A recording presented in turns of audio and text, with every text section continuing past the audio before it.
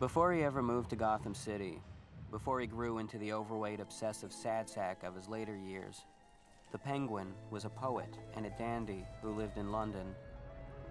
He wrote complex villanelles and threw lavish dinner parties at which he only became more charming the more he drank.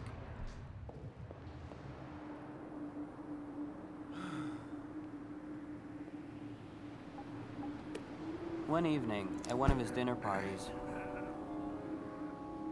after hours spent sipping absinthe, the Penguin ran up to the roof of his building and leapt off into the air. As he coasted to the ground, he hollered out lines from Blake, stuff about grabbing life by the fat of its stomach and giving it a twist. He was that crazy. He was that bursting with life. From that night on, he made it his habit to jump off roofs ever higher while clutching an umbrella. After a while, he got pretty good at it, too. He saw that by kicking his legs and twisting his back a certain way, he could actually prolong his flight, coasting all over the place, sometimes only landing after several daring minutes aloft.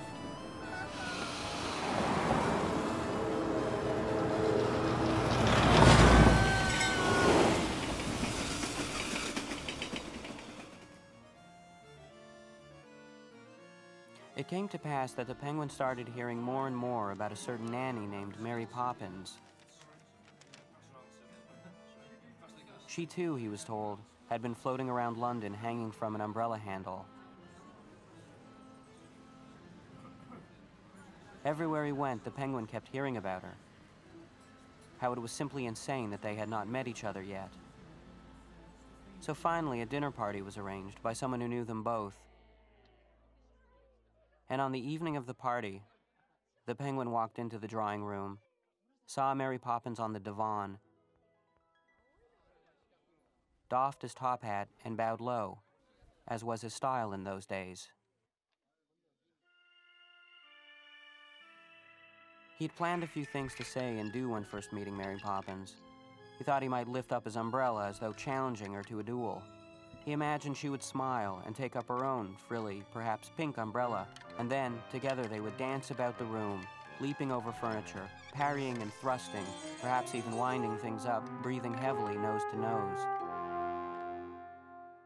Instead, what happened was the Penguin became very shy and quiet. As he stood there staring at her, his top hat felt needlessly clumsy, his monocle too small for his face, and the squinting needed to keep it in place was giving him a slight headache. For the first time in his life, the Penguin felt ludicrous. "I imagine you two must have an infinite amount of things to speak of," said their host as he sat them together at the dinner table. After 3 or 4 minutes, it became clear that the Penguin and Mary Poppins had absolutely nothing to say to one another that did not deal exclusively with umbrella travel. Getting stuck in trees, the shoulder aches, anxiety about tipping over in the wind. Everyone at the table just sat there staring at them expectantly, which made the whole thing even more awkward.